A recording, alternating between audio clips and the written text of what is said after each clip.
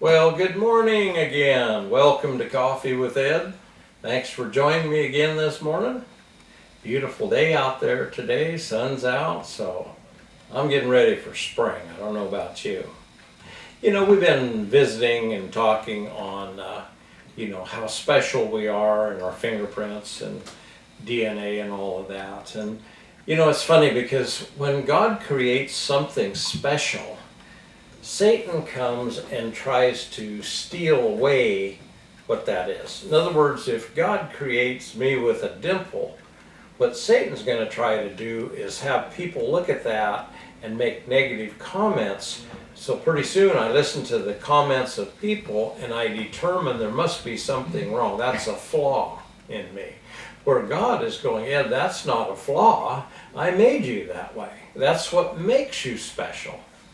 I don't know if you don't believe God is a God of uniqueness and variety. Look around at all the trees and the flowers and bushes. There's zillions of things, all the different animals. God loves variety. He loves making each thing special. I remember years ago when I was first starting restoration, I had a young man going through the class, and so he wanted to come in and talk to me. So he came in and he sat down in the chair, and he's sitting there and he's just squirming, nervous, and he's got his hand on his nose like this, and he just couldn't sit still. And so I'm talking to him and I'm going, what's going on with him? All of a sudden he just blurts out. Now, we were not talking anything about his nose. He blurts out and he says, my nose is flat enough on top you could light an airplane on it.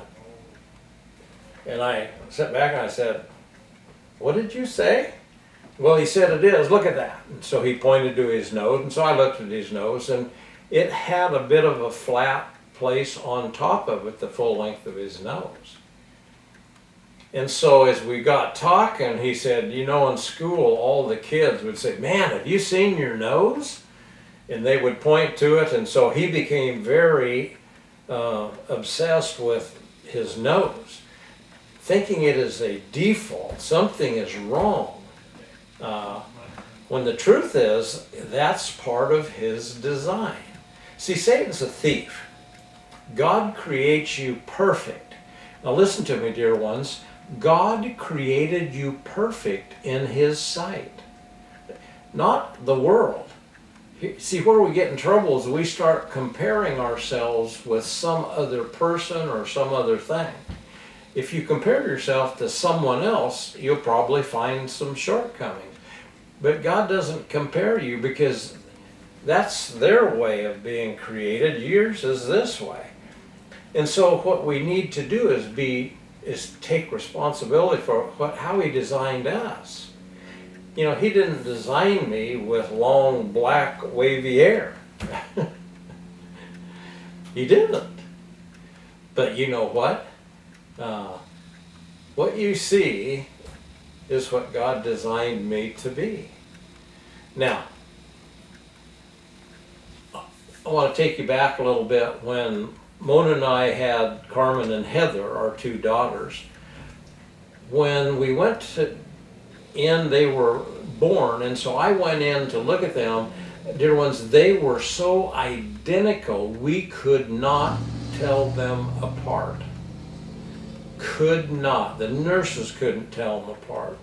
So we actually left the little bands on their arm when we took them home till we could figure out how are we going to tell these two babies apart. They were that identical. So as we got them home, and you're kind of looking for something. How can we know who's who? Because once we took the bands off, who is that? So anyway, we got looking, and Heather, one of my daughters, on her top of one of her ears has a little flat place, just a little bit flat. And we go, oh man, look, that's the only difference we could find. So we started looking at, if somebody came over and said, well, how do you tell them apart? Well, what we would do is say, well, Heather has this little flat place on her ear. And they'd look at it and they go, oh yeah, they do. Well, growing up, Heather began to hear that when she got a little older and became very sensitive to that, because here again the enemy went, ooh, something's wrong there. No, something wasn't wrong. There was just a unique little place so we could tell them apart. So we had to quit doing that when we realized this was negatively affecting her. And so that piece, she would actually wore longer hair and cover her ears so no one could see that little flaw. It really wasn't a flaw, it was her design.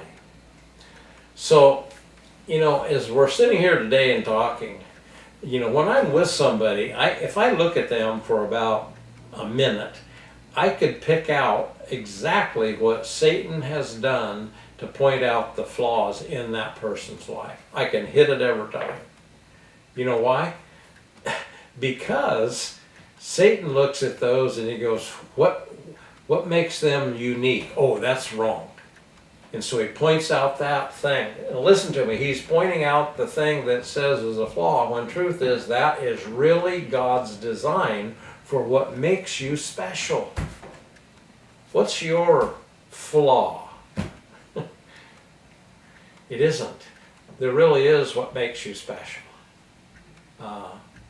There's just things about us that, here again, the uniqueness of God. See, God doesn't compare you with somebody else. That's somebody else. You're his favorite. He wouldn't change a thing. It grieves me at times when people do all kinds of surgery to change their looks. And I think of Michael Jackson. He was a handsome man.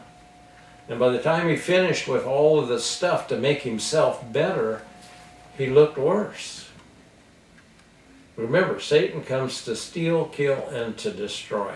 Don't let him steal away who you are.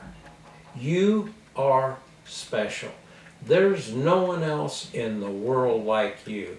You are unique and special in the heart of God. Would he change anything about you? Nope. Would he adjust something, make it a little different? Nope. Why? Because he designed you to be exactly like you are. Now, we can gain weight, lose weight, and change appearance, some of that. I'm not talking about that. I'm talking about physical features. Because God really designed us with specific things that makes us unique. So, what's your unique? What makes you unique? You can probably find out by thinking, what have you thought is a flaw, and then reverse that and look at it as, God, you gave me that.